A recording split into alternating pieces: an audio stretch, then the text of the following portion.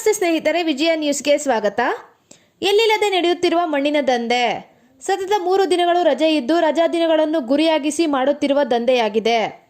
JCB ಹಲವು ಟಿಪ್ಪರ್ಗಳನ್ನು ಬಳಸಿ ಮಣ್ಣು ಸಾಗಾಟ. ಕಂದಾಯ ಇಲಾಖೆ ಅಧಿಕಾರಿಗಳಿಗೆ ಮಾಹಿತಿ ನೀಡಿದರೂ ನಿರ್ಲಕ್ಷ್ಯತನ. ಕೋಲಾರ ಜಿಲ್ಲೆ ಶ್ರೀನಿವಾಸಪುರ ತಾಲೂಕಿನ ಗೊರ್ವಿಮಾಕಲಹಳ್ಳಿ ಗ್ರಾಮದ ಕೆರೆಯಲ್ಲಿ ನಡೆಸುತ್ತಿರುವ ದಂಧೆಯಾಗಿದೆ. ಕೆರೆಯ ಅಂಗಳದಲ್ಲಿ 10 ರಿಂದ 15 ಅಡಿಗಳಷ್ಟು ಮಣ್ಣು ತೆಗೆಯಲಾಗುತ್ತಿದೆ. ನೆಲವಂಕಿ ಹೋ ಕಂದಾಯ ಇಲಾಖೆ ಅಧಿಕಾರಿ ರಘುರಾಮ್ ಸಿಂಗ್ಗೆ ಮಾಹಿತಿ ನೀಡಿದರೂ ನಿರ್ಲಕ್ಷ್ಯತನ. ಅಧಿಕಾರಿಗಳ ನಡೆ ಬಹಳಷ್ಟು ಅನುಮಾನಗಳಿಗೆ ಎಡೆ ಮಾಡಿಕೊಡುತ್ತಿದೆ. ತಾಲೂಕಿನಲ್ಲಿ ನಿರಂತರವಾಗಿ ನಡೆಯುತ್ತಿರುವ ಮಣ್ಣಿನ ದಂಧೆ. ಕಂದಾಯ ಇಲಾಖೆ ಅಧಿಕಾರಿಗಳು ಮಾತ್ರ ಜಾನಕುರುಡರಂತೆ ವರ್ತನೆ ಮಾಡುತ್ತಿದ್ದಾರೆ. ಗಣಿ ಮತ್ತು ಭೂವಿಜ್ಞಾನ ಇಲಾಖೆ ಅಧಿಕಾರಿಗಳು ಹಾಗೂ ಕಂದಾಯ ಇಲಾಖೆ ಅಧಿಕಾರಿಗಳು ಇತ್ತ ಗಮನ ಹರಿಸಬೇಕಿದೆ. ವಿಜಯ ನ್ಯೂಸ್, ಶ್ರೀನಿವಾಸಪುರ.